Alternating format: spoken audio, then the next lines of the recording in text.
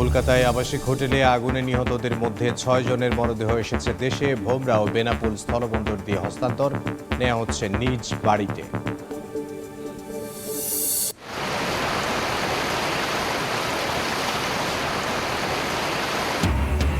খাগড়াছড়িতে মেঘ বিস্ফোরণে মধ্যরাত থেকে ভোর পর্যন্ত ভারী বৃষ্টি, বিভিন্ন এলাকায় পাহাড়ি ঢলে আকস্মিক বন্যা, পানিবন্দী বহু পরিবার।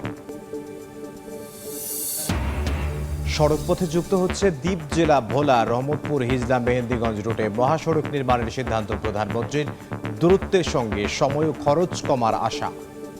অবাফার কারণে পয়সাদের কষ্ট হয়ে রোহিঙ্গা কাঠ গজি দি আর কি জন সুযোগ সুবিধা আরো পাই বলে হয় আরো লই হাই। ত্রাণের আশায় রোহিঙ্গা ডেটাবেইজে নাম দিয়ে সংকটে টেকনাফ উখিয়ার বহু বাংলাদেশি। এনআইডি পাসপোর্ট জন্ম নিবন্ধনে জটিলতা, শনাক্ত হলে বাদ দেওয়ার আশ্বাস।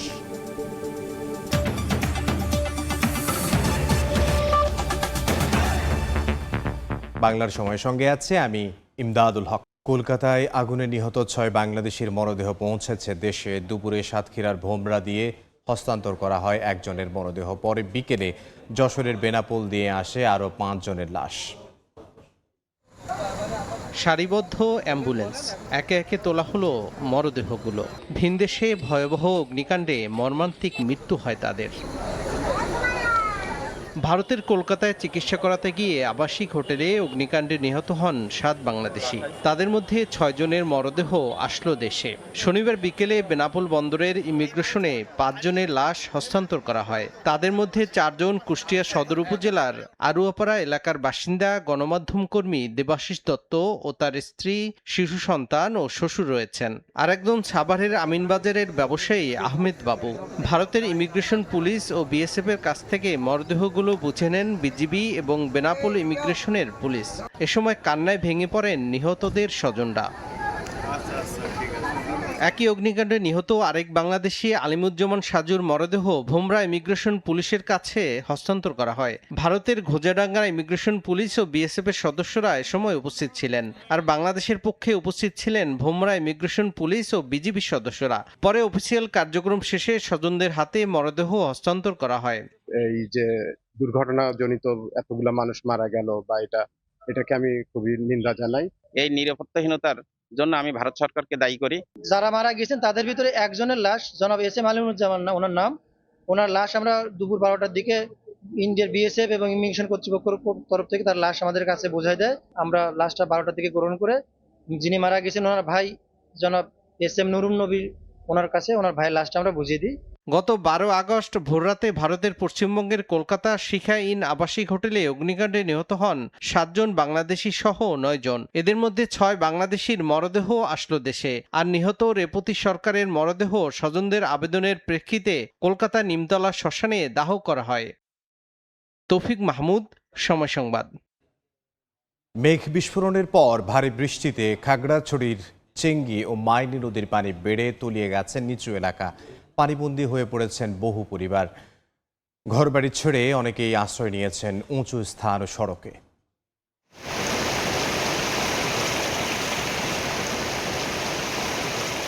মেঘ বিস্ফোরণের পর ভারী বর্ষণ। শনিবার মধ্যরাত থেকে ভোর পর্যন্ত টানা বৃষ্টি হয়েছে খাগড়াছড়ি সদর ও দীঘিনালা সহ বিভিন্ন এলাকায়। এতে চেঙ্গি নদীর পানি বেড়ে বিভিন্ন এলাকায় দেখা দেয় জলাবদ্ধতা। বাধ্য হয়ে অনেকেই ঘরবাড়ি ছেড়ে উঁচু স্থান ও সড়কে আশ্রয় নেন। দীঘিনালা চৌমুহনী স্টিল ব্রিজের 2 পাশের সড়কের বিভিন্ন অংশ তলিয়ে যাওয়ায় ব্যাহত হয় যানবাহন চলাচল। এছাড়া খাগড়াছড়ি দীঘিনালা সড়কের 8 মাইল এলাকায় পাহাড় ধসে চলাচল বন্ধ থাকে 7 ঘন্টা। হঠাৎ করে ঘুমে রেখে আপনার এরকম বন্যা হয়ে গেছে। যারা বসতি আছে সবাই এখানে আশ্রয় নিয়েছে, খাওয়া দাওয়া বা থাকার মতো ঘরে তো কিছু আনতেই পারেনি। বাচ্চা কাচ্চা এখানে উঠছে, বাচ্চা কাচ্চা লইয়া খানা তো নাই, পর্যন্ত কোনো খানা তো নাই। যাদের বাড়ি গেলে অনেক জায়গায় অনেকে সমস্যা আছে। পানিবন্দী পরিবারগুলোর জন্য শুকনো খাবার ও আশ্রয়ের ব্যবস্থা করা হচ্ছে বলে জানিয়েছেন জেলা প্রশাসক। যে সমস্ত জায়গায় পানিবন্দী অনেক পরিবার রয়েছে যারা এখন আশ্রয় নিচ্ছে, তাদেরকে আমরা বিভিন্ন স্কুল এবং আশ্রয় কেন্দ্রে আমরা আশ্রয় দিয়েছি এবং তাদের জন্য প্রয়োজনীয় যত রকম সহযোগিতা প্রয়োজন, খাবার বা অন্যান্য যে কোনো সহযোগিতা, সরকার সবসময় পাশে আছে। 24 ঘন্টায় 103 মিলিমিটার বৃষ্টিপাত রেকর্ড করা হয়েছে খাগড়াছড়িতে। সময় সংবাদ, খাগড়াছড়ি। সড়কপথে যুক্ত হচ্ছে দ্বীপ জেলা ভোলা। হিজলা মেহেন্দিগঞ্জ ভোলা রুটে মহাসড়ক নির্মাণের নির্দেশ দিয়েছেন প্রধানমন্ত্রী তারেক রহমান। তেজগাঁওয়ে প্রধানমন্ত্রীর কার্যালয়ে এক সভায় এই উদ্যোগ দ্রুত এগিয়ে নিতে সংশ্লিষ্টদের নির্দেশ দেন সরকার প্রধান। ভৌগোলিক প্রতিবন্ধকতা দূর করে নিরবচ্ছিন্ন যোগাযোগ ও ব্যবসা বাণিজ্যের সুযোগ বাড়াতে সমন্বিত সড়ক ব্যবস্থা গড়ে তোলার তাগিদ দেন প্রধানমন্ত্রী। প্রকল্পটি বাস্তবায়ন হলে ভোলার সঙ্গে বরিশাল, ঢাকা সহ অন্যান্য এলাকার সরাসরি সড়ক যোগাযোগ তৈরি হবে। এতে সময় ও খরচ দুটিই কমবে। প্রকল্প সংশ্লিষ্টরা জানান, প্রস্তাবিত রুটে সড়ক প্রশস্ত, নতুন সড়ক নির্মাণ এবং 3টি ছোট সেতু নির্মাণ করতে হবে। শীতের নীল আকাশের নিচে জলে ভাসছে পদ্ম। দেখা মিলছে বিরল হলুদ সহ 3 রঙের ফুলের।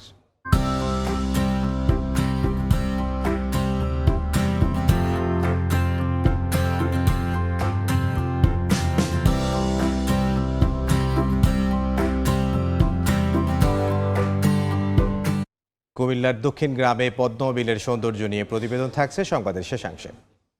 চট্টগ্রামে এসকেভেটর চাপায় প্রাণ গেল এক এইচএসসি পরীক্ষার্থীর। এদিকে সিলেটের তেলবাহী লরি সিএনজি অটোরিকশার মুখোমুখি সংঘর্ষে 4 জন নিহত হয়েছেন, আহত হয়েছেন আরও 3 জন। অন্যদিকে নাটোরে বাস চাপায় ভ্যানের 2 যাত্রী নিহত হয়েছেন। এছাড়া বগুড়ায় ছুটিতে বাড়ি যাওয়ার পথে ট্রাক চাপায় বিজিবির 1 সদস্যের মৃত্যু হয়েছে। উচ্চশিক্ষার স্বপ্ন পূরণের আগেই না ফেরার দেশে এইচএসসি পরীক্ষার্থী নাফিসা নাওয়াল সড়ক দুর্ঘটনায় প্রাণ হারান তিনি। বন্যার কারণে চট্টগ্রাম বোর্ডের পিছিয়ে যাওয়া আইসিটি পরীক্ষা দিতে শনিবার সকালে চট্টগ্রাম নগরীর পতেঙ্গা কাঠগড় এলাকার বাসা থেকে বের হয় নাফিসা। অ্যাপের মাধ্যমে মোটরসাইকেল ভাড়া করে পরীক্ষা কেন্দ্রে যাওয়ার পথে নেভিগেট এলাকায় মোটরসাইকেল থেকে ছিটকে পড়ে স্কেভেটর চাপায় তার মৃত্যু হয়। একমাত্র মেয়েকে হারিয়ে পাগল প্রায় বাবা। আমার একটাই বাচ্চা, আমার আর জীবন তো শেষ, সবকিছু শেষ হয়ে যাচ্ছে। বাংলাদেশের সর্বোচ্চ আদালতের কাছে উনি এবং আমরা যারা জনসাধারণ পাবলিক আছে সুষ্ঠু বিচার চাচ্ছে। শেরপুর থেকে সিলেটগামী একটি সিএনজি চালিত অটোরিকশা ওসমানীনগরে পৌঁছালে বিপরীত দিক থেকে আসা তেলবাহী ট্রাঙ্ক লরির মুখোমুখি সংঘর্ষ হয়। এতে দুমড়ে মুচড়ে যায় সিএনজি চালিত অটোরিকশা। গুরুতর আহত অটোরিকশার চালক সহ 7 যাত্রীকে উদ্ধার করে ওসমানী মেডিকেলে নিয়ে গেলে একই পরিবারে 3 জন সহ 4 জনকে মৃত ঘোষণা করেন চিকিৎসক। আহত আরও 3 জন চিকিৎসাধীন। চাঁপাইনবাবগঞ্জ থেকে ঢাকা যাচ্ছিল শিশির পরিবহনের একটি বাস। নাটোরের হরিশপুরে পৌঁছালে বিপরীত দিক থেকে আসা একটি ভ্যানকে চাপা দেয় বাসটি। এতে ঘটনাস্থলেই 2 ভ্যান যাত্রীর মৃত্যু হয়। ছুটি পেয়ে নওগাঁর পত্নীতলা বিজিবি ক্যাম্প থেকে নিজ জেলা কুড়িগ্রামে যাচ্ছিলেন 2 বিজিবি সদস্য।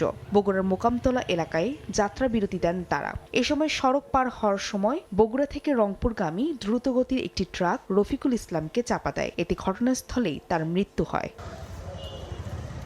কিশোরগঞ্জের পাকুন্দিয়ায় সড়ক দুর্ঘটনা দেখার জন্য সড়ক পার হচ্ছিলেন পান ব্যবসায়ী নুরুজ্জামান। এ সময় ঢাকা থেকে কিশোরগঞ্জগামী একটি প্রাইভেট কার তাকে চাপা দিলে ঘটনাস্থলেই মৃত্যু হয়। এই ঘটনায় কিশোরগঞ্জ ঢাকা আঞ্চলিক মহাসড়কের উপর গাছ ফেলে প্রায় 2 ঘণ্টা ধরে বিক্ষোভ করেন স্থানীয়রা।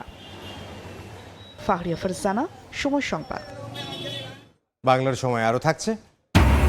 ইঞ্জিনের তীব্র সংকটে পূর্বাঞ্চলের রেল চলছে জোড়াতালিতে। সমাধানে 30টি ইঞ্জিন কেনার পরিকল্পনা। ব্যয় ধরা হয়েছে 1200 কোটি টাকা।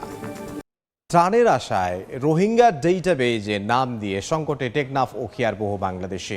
এনআইডি পাসপোর্ট, জন্ম নিবন্ধন সেবা পেতে সৃষ্টি হচ্ছে জটিলতা। তবে শনাক্ত হলে তাদের তালিকা থেকে বাদ দেওয়ার আশ্বাস প্রশাসনের। মোহাম্মদ ফরাজের ছবিতে সুজাউদ্দিন রুবেলের রিপোর্ট। উখিয়ার কুতুপালংয়ের লম্বাশিয়া গ্রামের বাসিন্দা আয়েশা বেগম 2017 সালের আগে নিজেদের জমিতে চাষাবাদেই চলত সংসার। রোহিঙ্গা আগমনের পর জমি হারিয়ে কমে যায় কৃষিকাজ, বন্ধ হয় হাঁস মুরগি পালনও। জীবিকার সংকটে অনাহারে দিন কাটতে থাকায় শেষ পর্যন্ত 2025 সালের ডিসেম্বরে বাঙালি পরিচয় গোপন করে রোহিঙ্গা ডাটাবেসে নিজের নাম অন্তর্ভুক্ত করেন আয়েশা। একই সংকটে কুলসুমা খাতুনও। সংসারে অভাব, বসতভিটায় জায়গার সংকট, সন্তানদের ভবিষ্যৎ নিয়েও দুশ্চিন্তা। জীবিকার পথ সংকুচিত হওয়ায় শেষ পর্যন্ত তিনিও রোহিঙ্গা ডাটাবেসে নিজের নাম অন্তর্ভুক্ত করতে বাধ্য হন। খেতি করে হাইতে মাঠে লামাতো তে রোহিঙ্গা ইয়েরে বেগিন জায়গা না গিয়া ঘুরে ফেলাইয়ে আর হাই না পারি অসহায় ইয়াং গজ্জি দি অবাফার কারণে পয়সাদের কষ্ট হয়ে রোহিঙ্গা কাঠ গজ্জি দি স্থানীয়দের অভিযোগ দীর্ঘদিন ধরে ক্যাম্পে কাঁটাতারের বেড়ার ভেতরে চরম দুর্ভোগে থাকলেও তাদের সংকট সমাধানে কার্যকর উদ্যোগ নেয়নি সংশ্লিষ্টরা। আর তো গরিব মানুষ তারা যখন তারা কি জন সুযোগ সুবিধা আরো পাই বলে আরো লই হাই যারা বৃদ্ধ আছে, যারা বুড়া মানুষ আছে, যারা রোহিঙ্গার মতো কিছু কাটার খাচ্ছে।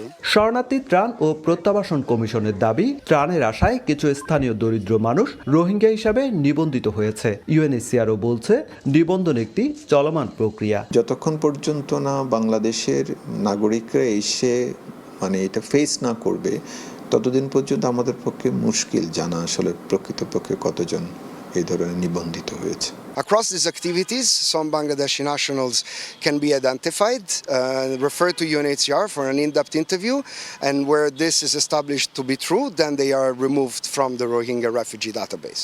জেলা প্রশাসনের দেয়া তথ্য মতে রোহিঙ্গা ডাটাবেস থেকে নিজের নাম বাদ দিতে আবেদন করেছেন 202 জন বাংলাদেশি।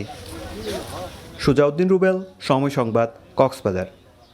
বাংলাদেশে বিনিয়োগে আগ্রহী ভারতের ব্যবসায়ীরা এই অবস্থায় স্থলবন্দরগুলো পুরোপুরি চালুর দাবি জানিয়েছেন ভারতীয় ব্যবসায়ীরা। সিলেটে কথা জানিয়েছেন শিল্প ও বাণিজ্য মন্ত্রী খন্দকার আব্দুল মুক্তাদির। দুপুরে সিলেট মেট্রোপলিটন পুলিশের সদর দফতরে এসএমপি কমিশনার সরওয়ার মুর্শেদ শামীম সহ পুলিশের ঊর্ধ্বতন কর্মকর্তাদের নগরীর আইন শৃঙ্খলা পরিস্থিতি নিয়ে মতবিনিময় সভা শেষে কথা বলেন মন্ত্রী। তিনি জানান, বিনিয়োগ ও বাণিজ্য সম্প্রসারণে যুক্তরাষ্ট্র ভারতের সঙ্গে কাজ করছে সরকার।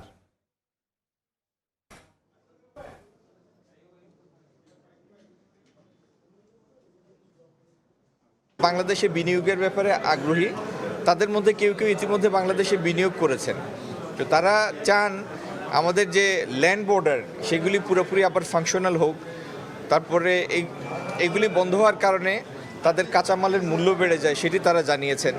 এবং তারা দুটো প্রস্তাব করেছেন, বাংলাদেশের ব্যবসায়ীদের সাথে তারা ইনফ্রাস্ট্রাকচারের বিনিয়োগের জন্য একটা টাস্ক ফোর্স করতে চান এবং ডিজিটাল ইনফ্রাস্ট্রাকচার তৈরির জন্য আমাদের ব্যবসায়ীদের সাথে একটা টাস্ক ফোর্স করতে চান। রাষ্ট্রপতি মির্জা ফখরুল ইসলাম আলমগীর ও বিএনপির ভারপ্রাপ্ত মহাসচিব অ্যাডভোকেট রুহুল কবির রিজভীকে অভিনন্দন ও শুভেচ্ছা জানিয়ে রংপুরে আনন্দ মিছিল করেছে মহানগর বিএনপি। দুপুরে নগরীর গ্র্যান্ড হোটেল মোড়ের দলীয় কার্যালয় থেকে আনন্দ মিছিলটি বের করেন রংপুর মহানগর বিএনপির নেতাকর্মীরা। নগরীর প্রধান সড়ক ঘুরে আবারও দলীয় কার্যালয়ের সামনে গিয়ে শেষ হয় র্যালিটি। এ সময় নেতাকর্মীরা বিভিন্ন স্লোগান দেন এবং শুভেচ্ছা জানান। আনন্দ মিছিলে উপস্থিত ছিলেন রংপুর মহানগর বিএনপির আহ্বায়ক ও রংপুর উন্নয়ন কর্তৃপক্ষের চেয়ারম্যান মোহাম্মদ শামসুজ্জামান সামু, মহানগর বিএনপির সদস্য সচিব ও রংপুর সিটি কর্পোরেশনের প্রশাসক মোহাম্মদ মাহফুজ নবী ডন সহ বিভিন্ন পর্যায়ের নেতাকর্মীরা। এ সময় বিএনপি ও অঙ্গ সহযোগী সংগঠনের বিপুল সংখ্যক নেতাকর্মী অংশ নেন। বাংলার সময় আরও থাকছে।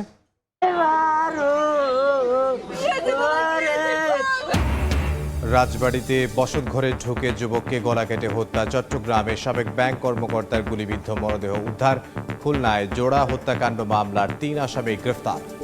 একটি বিধ্বস্ত অর্থনৈতিক বাস্তবতার মধ্য দিয়ে বিএনপি সরকার গঠন করেছে, একটু সময় দেন, সকলের প্রত্যাশা পূরণ করা হবে, এমন কথা জানিয়েছেন ফরিদপুর 4 আসনের সংসদ সদস্য শহীদুল ইসলাম বাবুল। দুপুরে ফরিদপুর সদর উপজেলা পরিষদের মিলনায়তনে বাংলাদেশ শিক্ষা প্রতিষ্ঠান কর্মচারী ঐক্য ফেডারেশনের ফরিদপুর জেলা শাখার ত্রিবার্ষিক সম্মেলনে প্রধান অতিথির বক্তব্যে কথা বলেন তিনি। অনুষ্ঠানে বক্তব্য রাখেন শিক্ষা প্রতিষ্ঠান কর্মচারী ঐক্য ফেডারেশনের কেন্দ্রীয় কমিটির সভাপতি শহীদুল ইসলাম। বিশেষ অতিথির বক্তব্য রাখেন শিক্ষক কর্মচারী ঐক্য জোটের কেন্দ্রীয় কমিটির সাংগঠনিক সম্পাদক প্রভাষক হাওলাদার আবুল কালাম আজাদ। এ সময় তারা বলেন, দীর্ঘ 17 বছর শিক্ষক কর্মচারীরা নিষ্পেষিত ছিল। বর্তমান সরকার শিক্ষা বান্ধব সরকার, শিক্ষক ও শিক্ষা প্রতিষ্ঠানের কল্যাণে আন্তরিকতার সঙ্গে কাজ করছে বলে জানান তারা।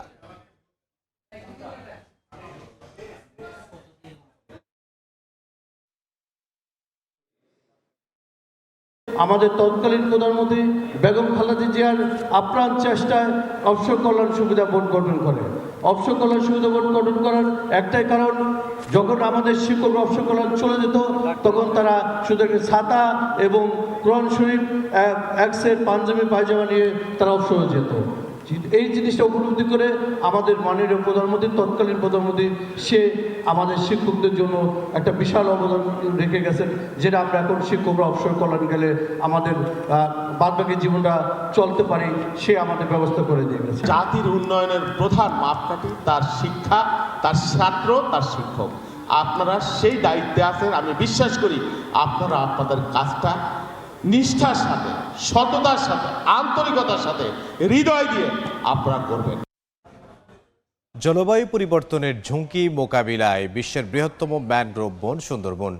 তবে বনটিতে কত কার্বন মজুদ রয়েছে তার নির্ভরযোগ্য বিজ্ঞান ভিত্তিক তথ্য ভাণ্ডার তৈরির উদ্যোগ নেওয়া হয়েছে। একই সঙ্গে জীববৈচিত্র্য ও বাস্তু সংস্থান সেবার কার্যকর ব্যবস্থাপনার মাধ্যমে উপকূলীয় জনগোষ্ঠীর টেকসই জীবন জীবিকার পথ খুঁজবে প্রকল্পটি। খুলনায় সেমিনারে তুলে ধরা হয় প্রকল্পের বিস্তারিত। নেমন হোসেন কোচির ছবিতে আব্দুল্লাহ আল মামুন রুবেলের প্রতিবেদন। বিশ্বের অন্যতম ম্যানগ্রোভ সুন্দরবন দুর্যোগে ঢাল হয়ে উপকূলকে রক্ষার পাশাপাশি কার্বন শোষণ ও সংরক্ষণে রাখছে গুরুত্বপূর্ণ ভূমিকা। কিন্তু জলবায়ু পরিবর্তন, সমুদ্রপৃষ্ঠের উচ্চতা বৃদ্ধি, লবণাক্ততা ও বনজ সম্পদের উপর বাড়তি চাপের কারণে হুমকিতে পড়েছে বনটি। এই বাস্তবতায় সুন্দরবনের কার্বন মজুদের নির্ভরযোগ্য তথ্য ভাণ্ডার তৈরি ও বনটির বাস্তু সংস্থানগত গুরুত্বকে আরও কার্যকরভাবে ব্যবস্থাপনার উদ্যোগ নিয়েছে জাতিসংঘের খাদ্য ও কৃষি সংস্থা এবং বন বিভাগ। শনিবার সকালে খুলনা বিশ্ববিদ্যালয়ে আয়োজিত ইনসেপশন ওয়ার্কশপের মাধ্যমে আনুষ্ঠানিকভাবে শুরু হলো blue carbon for the future প্রকল্প। কার্বনটা যদি আমরা আমাদের অ্যাসেসমেন্টে না নিয়ে আসতে পারি, তাহলে অনেক বড় একটা আন্ডার এস্টিমেশন থেকে যায় যে এতটুকু কার্বন থাকা সত্ত্বেও আমরা সেটাকে এস্টিমেশন আনতে পারছি না। নতুন এই প্রকল্পের আওতায় গবেষণার মাধ্যমে জাতীয় কার্বন হিসাবের অনিশ্চয়তা কমানো এবং ভবিষ্যতে সুন্দরবন সংরক্ষণ, পুনরুদ্ধার ও ব্লু কার্বন প্রকল্পে বিজ্ঞানভিত্তিক সিদ্ধান্ত নেয়ার সুযোগ তৈরি হবে। নিয়মিত বিরতিতে যদি এই ডেটাটা নেওয়া যায়, তাহলে কিন্তু আমরা বুঝতে পারি যে সুন্দরবনের বা ওই বনের ওই জায়গার কার্বন কন্টেন্ট কি বাড়ছে না কমছে, আমরা ভালোর দিকে যাচ্ছি না খারাপের দিকে যাচ্ছি। সেমিনারে সুন্দরবন সংরক্ষণে গবেষণা ও তথ্য নির্ভর পরিকল্পনার উপর জোর দেওয়ার কথা বলেন পরিবেশ, বন ও জলবায়ু পরিবর্তন মন্ত্রণালয়ের প্রতিমন্ত্রী ডক্টর শেখ ফরিদুল ইসলাম। বাংলাদেশ যে কতটুকু কন্ট্রিবিউট করতেছে মানে বিশ্ব সম্প্রদায়কে, সেটা জানানো দরকার আছে। আমরা হয়তো টাকা পাচ্ছি না, বাট আমরা কিন্তু এতটুকু অবদান রাখছি এই কার্বন কমিয়ে আনার জন্য বা কার্বন এমিশনকে করার জন্য, নিয়ন্ত্রণ করার জন্য। 2027 সালের জানুয়ারি থেকে 1 বছর মেয়াদে প্রকল্পটি বাস্তবায়নের কথা রয়েছে। আব্দুল্লাহ আল মামুন রুবেল, সময় সংবাদ, খুলনা। ইঞ্জিনের তীব্র সংকটে পূর্বাঞ্চলের রেল কার্যক্রম চলছে জোড়াতালি দিয়ে। সংকট সমাধানে 1200 কোটি টাকা ব্যয়ে 30টি লোকোমোটিভ কেনার পরিকল্পনা করছে কর্তৃপক্ষ। শাখাল টিপুর ছবিতে বিস্তারিত জানাচ্ছেন কমতে। পূর্বাঞ্চলের রেল যোগাযোগকে গতিশীল রাখতে প্রতিদিন অন্তত 121টি লোকোমোটিভ বা ইঞ্জিনের প্রয়োজন। বিশেষ করে যাত্রীবাহী ট্রেনের জন্য 80টি, কন্টেনার সহ গুডস পরিবহনের জন্য 10টি এবং শান্টিংয়ের কাজে 20 থেকে 22টি ইঞ্জিনের চাহিদা পাঠানো হয়। অবশ্য 85 থেকে 90টি ইঞ্জিন হলো মোটামুটি কাজ চালিয়ে নেওয়া যায়, কিন্তু বিশাল এই চাহিদার বিপরীতে বরাদ্দ পাওয়া যায় মাত্র 70 থেকে 75টি ইঞ্জিন। ইঞ্জিন এবং কোচের স্বল্পতার জন্য আমরা কাঙ্ক্ষিত সার্ভিস বা সেবা দিতে সক্ষম হচ্ছি না। প্রয়োজনের তুলনায় ইঞ্জিন বরাদ্দ কম হয়, রেল চলাচল স্বাভাবিক রাখা এখন কঠিন চ্যালেঞ্জ হয়ে দাঁড়িয়েছে। নির্ধারিত সময়ে ইঞ্জিন না পাওয়ায় ট্রেনগুলো যেমন দেরিতে ছাড়ছে, তেমনি বন্ধ রাখতে হচ্ছে স্বল্প দূরত্বের কম গুরুত্বপূর্ণ ট্রেনগুলোর চলাচল। বাংলাদেশ রেলওয়েতে বর্তমানে ইঞ্জিন সংকট একটা প্রকট আকার ধারণ করেছে, যার কারণে আমাদের যে শিডিউল ট্রেনগুলো আছে সেগুলো চালাতে মাঝে মাঝে আমাদের একটু লেট হচ্ছে। ইঞ্জিন সংকটের এই দুঃসময়ে রেলওয়ে পূর্বাঞ্চলের জন্য আশার আলো হয়ে এসেছে কক্সবাজার 2000 রেললাইন স্থাপনের কাজ। এশিয়া উন্নয়ন ব্যাংকের পাশাপাশি বাংলাদেশ সরকারের অর্থায়নে বাস্তবায়িত প্রকল্পটি ডুয়েল গেজ লাইন স্থাপন হলো। এর আওতায় কেনা হবে 30টি metre gauge diesel electric locomotive. Metre গেজের একটা ক্রাইসিস চলতেছে হলো লোকোমোটিভ বা রুলিং স্টকে। এগুলো পাইপ লাইনে আছে কিছু, এবং 2016 থেকে 2000 যে প্রজেক্ট আছে সেই প্রজেক্টের আওতায় প্রায় 30টা লোকোমোটিভ আমরা করব। প্রকল্পের আওতায় কেনা এসব ইঞ্জিন রেলওয়ের বহর যুক্ত হলে বন্ধ হয়ে যাওয়া ট্রেনগুলো যেমন পুনরায় চালু করা যাবে, তেমনি বিভিন্ন রুটে নতুন ট্রেন চলাচলের আশা করছেন রেলওয়ে কর্মকর্তারা। ইঞ্জিনগুলো আসলে আমরা আমাদের বর্তমান যেই সংকট আছে সেটা কাটিয়ে উঠতে সক্ষম হব। রেলওয়ে পূর্বাঞ্চলের প্রতিদিন 58টি আন্তনগর, 60টি মেল, কমিউটার, গুডস এবং 38টি লোকাল ট্রেন সহ 150-র বেশি ট্রেন চলাচল করছে। বাংলাদেশের যোগাযোগ ব্যবস্থায় গুরুত্বপূর্ণ ভূমিকা পালন করে চলেছে রেলওয়ে, কিন্তু ইঞ্জিন সংকট সহ বিরাজমান সমস্যাগুলোর সমাধান করা গেলে যেমন রেলওয়েতে গতি ফিরবে, ঠিক তেমনি যাত্রী চাপ কমবে সড়ক এবং আকাশপথে। কমল দে, সময় সংবাদ, চট্টগ্রাম। 3 বছরেও সংস্কার হয়নি বান্দরবানের বোয়াংছড়ি উপজেলার নোয়াপতং খালের সেতু। বাধ্য হয়ে প্রতিদিন ঝুঁকি নিয়ে সাঁকো পার হচ্ছেন হাজারো মানুষ। কৃষিপণ্য পরিবহন, শিক্ষার্থীদের যাতায়াত ও অসুস্থ রোগী পরিবহনে পোহাতে হচ্ছে চরম ভোগান্তি। দ্রুত সেতু সংস্কার অথবা নতুন করে নির্মাণের দাবি এলাকাবাসীর। এনে জাকিরের রিপোর্ট। 3 বছর ধরে পড়ে আছে ধসে পড়া সেতু। ঝুঁকি নিয়ে সাঁকো দিয়ে পার হচ্ছেন এলাকাবাসী। বান্দরবানের রোয়াংছড়ির নোয়াপতং খালের সেতুটি দিয়ে প্রতিদিন চলাচল করে 4টি পাড়ার কয়েক হাজার মানুষ। 2023 সালের বন্যা ও পাহাড়ি ঢলে ধসে পড়ে সেতুটি। এরপর থেকে বিচ্ছিন্ন হয়ে পড়ে সড়ক যোগাযোগ। 3 বছর অতিবাহিত হলেও হয়নি সংস্কার। এতে কৃষি নির্ভর এই এলাকায় উৎপাদিত ধান, মৌসুমী সবজি ও অন্যান্য কৃষিপণ্য বাজারজাত করতে চরম ভোগান্তিতে কৃষকেরা। এছাড়া বাঁশের সাঁকো দিয়ে ঝুঁকি নিয়ে যাতায়াত করছে স্কুল কলেজের শিক্ষার্থী সহ সাধারণ মানুষ। জরুরি রোগী হাসপাতালে নিতেও পোহাতে হয় ভোগান্তি। দ্রুত সেতুটি মেরামতের দাবি স্থানীয়দের। আমাদের যাতায়াত করতে একটু অসুবিধা, ছেলে মেয়েদের লেখাপড়ার জন্য বাগমারায় আসতে হয়, বাজারে আসতে হয়, দুর্গম পথ হেঁটে আসতে হয়। 4 বছর হচ্ছে এটা ভেঙে গেছে এবং সরকারের কোনো পদক্ষেপ দিচ্ছে না, এবং আমাদের যে কৃষি পণ্যগুলো যে যাতায়াত করতে হয় সেটা অসুবিধা হচ্ছে। বর্ষাকালে আমাদের সবাই করে বিচ্ছিন্ন হয়। এটা আমরা চাই যে এই রাস্তাটা একটু ভালো হোক, সবাই যাতায়াত করতে। এখানে অনেক লোক পরিবার আছে, এরা চলাফেরা করতে অনেক কষ্ট হচ্ছে। তবে সেতুটি নির্মাণের জন্য মন্ত্রণালয়ে প্রকল্প প্রস্তাব পাঠানোর কথা জানিয়েছে এলজিইডি। টেন্ডার অনুমোদন হয়েছে এবং ঠিকাদারও নির্বাচন করা হয়েছে। শীঘ্রই কাজটি শুরু হবে বলে আশা করছি। সেতুটি নির্মাণ হলে উপকৃত হবে নোয়াপতং ইউনিয়নের 4টি পাড়ার 10,000-এর বেশি মানুষ। এনএ জাকির, সময় সংবাদ, বান্দরবান। বাংলাদেশের সঙ্গে বন্ধুত্বপূর্ণ সম্পর্ক চাইলে ভারতকে সীমান্ত হত্যা ও পুশিন বন্ধ করতে হবে বলে জানিয়েছেন প্রধানমন্ত্রীর রাজনৈতিক সহকারী রাশেদ খান। দুপুরে ঝিনাইদহ সদর হাসপাতালের চিকিৎসক ও নার্সদের সঙ্গে মতবিনিময় সভা শেষে তিনি এই কথা বলেন। প্রতিবেশী দেশ হিসেবে ভারতের সঙ্গে সম্পর্ক ভালো রাখতে হবে, তবে সেটা হতে হবে মূল্যায়নের বলেও জানান তিনি। এই প্রথম ভারতের পক্ষ থেকে বলা হয়েছে যে আমরা বাংলাদেশের জনগণের সাথে সম্পর্ক চাই, এবং বিএনপির যে সবার আগে বাংলাদেশ স্লোগান, এটিকে তারা গ্রহণ করেছে। ঠিক আমরা তাদেরকে বলতে চাই, যদি প্রকৃতপক্ষে আপনারা এই স্লোগানকে আপনারা বোঝেন, এদেশের জনগণের চাওয়া পাওয়াকে আপনারা অনুধাবন করতে পারেন, তাহলে সীমান্তে কোনো হত্যার ঘটনা যাবে না। পুশিন পুরোপুরি বন্ধ করতে হবে, এবং রাজনৈতিক সাংস্কৃতিক আগ্রাসন সেটি বন্ধ করতে হবে। রাজবাড়ীতে ঘরে ঢুকে এক যুবককে গলা কেটে হত্যা করেছে দুর্বৃত্তরা। ঘটনা তদন্তে থানা পুলিশের সঙ্গে কাজ শুরু করেছে সিআইডির ক্রাইম সিন ইউনিট। এদিকে চট্টগ্রামে সাবেক এক ব্যাংক কর্মকর্তার গুলিবিদ্ধ মরদেহ উদ্ধার করা হয়েছে। অন্যদিকে খুলনার লবণচড়ায় আধিপত্য বিস্তার ও মাদক কারবারকে কেন্দ্র করে জোড়া হত্যাকাণ্ড মামলায় 3 জনকে গ্রেফতার করেছে র্যাব। রাজবাড়ীতে ঘরে ঢুকে এক যুবককে গলা কেটে হত্যা করা হয়েছে।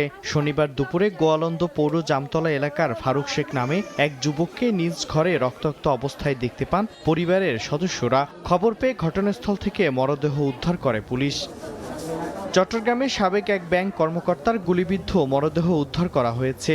নগরীর হাজীপাড়া এলাকা নিজ বাসায় শাহিদ হোসেন নামে ওই ব্যক্তির লাশ উদ্ধার করে পুলিশ। নিহতের মাথায় গুলির চিহ্ন রয়েছে। খুলনার লবণচড়ায় আধিপত্য বিস্তার ও মাদক কারবারকে কেন্দ্র করে জোড়া হত্যাকাণ্ড মামলায় 3 জনকে গ্রেফতার করা হয়েছে। সংবাদ সম্মেলনে র্যাব জানায়, এ ঘটনায় মূল অভিযুক্ত টুটুপাড়ার শীর্ষ সন্ত্রাসী আলামিন হাসান সাইফি ও তার সহযোগী রফিকুল ইসলাম রফিককে শুক্রবার গোপালগঞ্জের মাঝিগাতি বাজার এলাকা থেকে গ্রেফতার করা হয়। মাদক ও অনলাইন জুয়ার প্রতিবাদ করে লালমনিরহাটে প্রাণ হারালেন এক শিক্ষক। আরিফুল ইসলাম নামের ওই শিক্ষক 20 দিন চিকিৎসাধীন থাকা অবস্থায় শুক্রবার রাতে রাজধানীর একটি হাসপাতালে মারা যান। রাতেই তার মৃত্যুর খবর গ্রামের বাড়িতে পৌঁছলে বিক্ষুব্ধ গ্রামবাসী সন্দেহভাজন মাদক কারবারি ও জুয়ারিদের 5টি বাড়িতে অগ্নিসংযোগ ও 2টি বাড়ি ভাঙচুর করে। পরে খবর পেয়ে ঘটনাস্থলে পৌঁছে পরিস্থিতি নিয়ন্ত্রণে আনে পুলিশ। মিরন আহমেদ, সময় সংবাদ। ঝিনাইদহে শিশু ধর্ষণের অভিযোগে এক বৃদ্ধকে আটক করা হয়েছে। দুপুরে মহেশপুরের গোকুলনগর গ্রামে নিজ বাড়িতে 4 বছর বয়সী শিশু খেলছিল। অভিযোগ উঠেছে স্থানীয় আব্দুল মান্নান নামে এক বৃদ্ধ তাকে খাবারের লোভ দেখিয়ে রান্নাঘরে নিয়ে ধর্ষণ করে। বিষয়টি টের পেয়ে ভুক্তভোগীর মা ঘটনাস্থলে গিয়ে শিশুটিকে উদ্ধার করে। খবর পেয়ে পুলিশ অভিযুক্তকে আটক করে। পরে ভুক্তভোগী শিশুকে চিকিৎসার জন্য হাসপাতালে পাঠানো হয়। ঢাকা ময়মনসিংহ মহাসড়কের পাশে অবৈধ স্থাপনা উচ্ছেদে গাজীপুর জেলা প্রশাসন। দুপুরে সদর উপজেলা ভবানীপুর এলাকা থেকে অভিযান শুরু হয়। পরে বাঘের বাজার ও মেম্বার বাড়ি এলাকায় মহাসড়কের দুপাশে গড়ে ওঠা অবৈধ দোকানপাট ও স্থাপনা ভেঙে দেওয়া হয়। সড়কের জায়গা দখলমুক্ত এবং দুর্ঘটনার ঝুঁকি কমানোই এই অভিযানের লক্ষ্য বলে জানান কর্মকর্তারা। এর আগে গত 21 অগাস্ট লাখ টাকায় বিক্রি হচ্ছে মহাসড়ক, এমন শিরোনামে সংবাদ প্রকাশ করে সময় সংবাদ। এরপরই নড়ে চড়ে বসে প্রশাসন। দিনাজপুরে সীমান্ত এলাকার যুবকদের জন্য বিনামূল্যে কম্পিউটার প্রশিক্ষণ ও সনদ প্রদান করেছে বর্ডার গার্ড বাংলাদেশ। সকালে বিজিবির সদর দফতরে মাসব্যাপী কম্পিউটার প্রশিক্ষণ শেষে সনদ প্রদান করেন সেক্টরের sector commander colonel Mohammad Faisul Hasan Khan. এ সময় কম্পিউটার প্রশিক্ষণার্থী 10 জনের মাঝে সনদ প্রদান করা হয়। মৌলভীবাজারে ব্যাপক উৎসাহ উদ্দীপনা ও ধর্মীয় ভাব গাম্ভীর্যের মধ্য দিয়ে জশ্নে জুলুসে ঈদে মিলাদুন্নবী সাল্লাল্লাহু আলাইহি ওয়াসাল্লাম উপলক্ষে বর্ণাঢ্য আনন্দ শোভাযাত্রা করা হয়েছে। দুপুরে চিশতিয়া করালিটিলা দরবার শরীফের আয়োজনে এম সাইফুর রহমান স্টেডিয়াম প্রাঙ্গণ থেকে এ শোভাযাত্রাটি বের করা হয়। পরে শহরের গুরুত্বপূর্ণ সড়ক প্রদক্ষিণ করে পুনরায় একই জায়গায় এসে শেষ হয়। এতে চিশতিয়া দরবার শরীফের বিপুল সংখ্যক অনুসারী অংশ নেন। কুমিল্লার বুকে প্রকৃতির অপার সৌন্দর্যের এক মায়াবী নাম পদ্মবিল। বর্ষা মৌসুম থেকে শুরু হয় ফুল ফোটা, চলে শরৎ ও হেমন্ত পর্যন্ত। বুড়িচং উপজেলার দক্ষিণ গ্রামের এই পদ্মবিলের অপরূপ সৌন্দর্য দেখতে প্রতিদিনই ছুটে আসছেন ভ্রমণ পিপাসুরা। বাহার রায়হানের তথ্য ছবি নিয়ে রিপোর্ট। সবুজ পাতার ফাঁকে ফুটে উঠেছে পদ্ম ফুল, কোথাও গোলাপি আবার কোথাও সাদা, কখনো দেখা মেলে বিরল হলুদ পদ্মের। নীল আকাশের নিচে বিস্তীর্ণ বিল জুড়ে ফুটে থাকা পদ্মের সৌন্দর্য তৈরি করে এক স্বর্গীয় আবহ।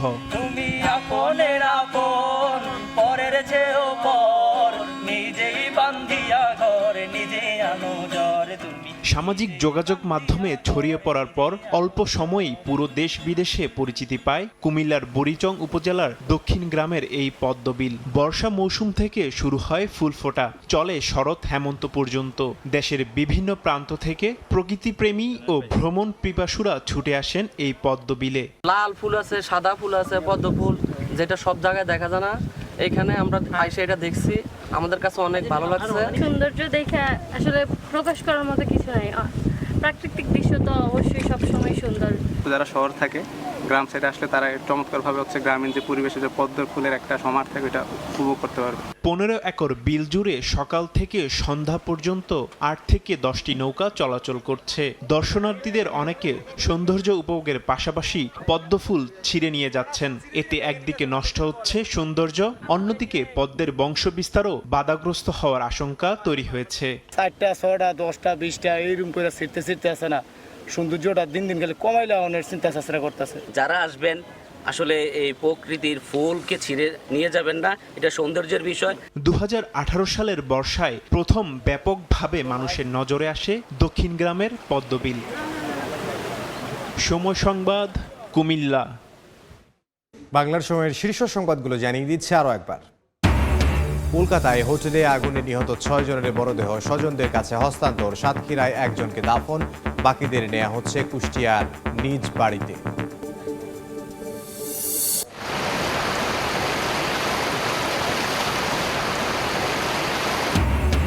খাগড়াছড়িতে মেঘ বিস্ফোরণে মধ্যরাত থেকে ভোর পর্যন্ত ভারী বৃষ্টি, বিভিন্ন এলাকায় পাহাড়ি ঢলে আকস্মিক বন্যা, পানিবন্দী বহু পরিবার। এবং সড়কপথে যুক্ত হচ্ছে দ্বীপ জেলা ভোলা, রহমতপুর, হিজলা, মেহেন্দিগঞ্জ রুটে মহাসড়ক নির্মাণের সিদ্ধান্ত প্রধানমন্ত্রীর, দূরত্বের সঙ্গে সময় ও খরচ কমার আশা।